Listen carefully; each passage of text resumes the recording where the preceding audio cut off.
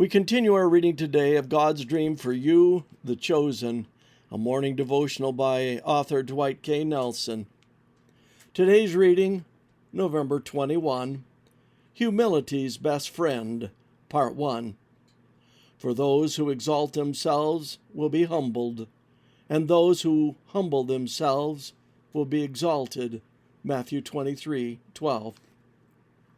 Let's face it, there are some things in life that are hard to swallow, such as eggshells in your potato salad, slimy okra, and pride. Swallowing pride, it's enough to make you gag, isn't it? Eating humble pie, it's not our favorite culinary pastime, is it? And yet, could it be that eating humble pie is a spiritual skill God calls the chosen to develop? It is one of the greatest rag to riches and back to rags again stories in all of history. Born a slave, adopted a prince, but turned a fugitive killer. The whole world loves the story of the Prince of Egypt.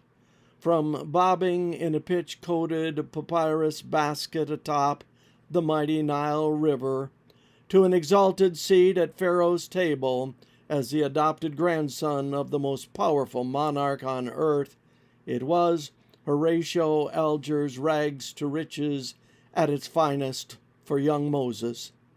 Sitting at the feet of the world's brightest intellects, trained as an officer in the world's mightiest army, schooled in governance by the world's most brilliant jurist, the young man's star was in ascendancy, but to the eternal credit of his biological mother, Jochebed, Moses never forsook his Hebrew heritage or his people's God.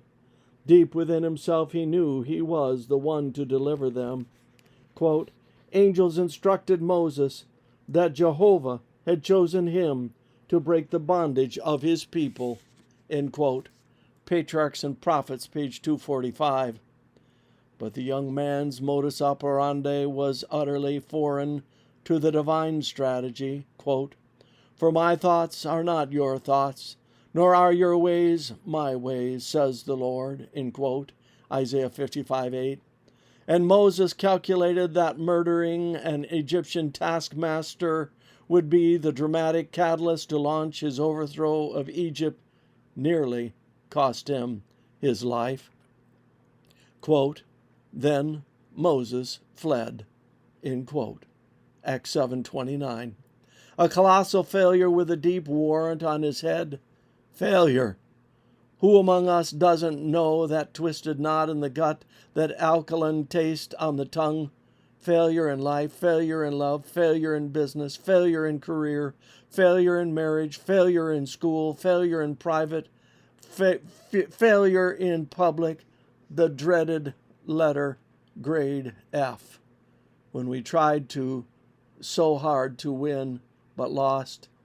When we dreamed so much of succeeding, but failed. George Bernard Shaw intoned, quote, my reputation grows with every failure, end quote. And were it not for the story of Moses, it would be the same for us too. But in his story, we learn the counterintuitive truth that for Moses, it was a successful failure, the very kind of failure that the God of Moses can lead us to also. This concludes our reading today of God's Dream for You, the Chosen.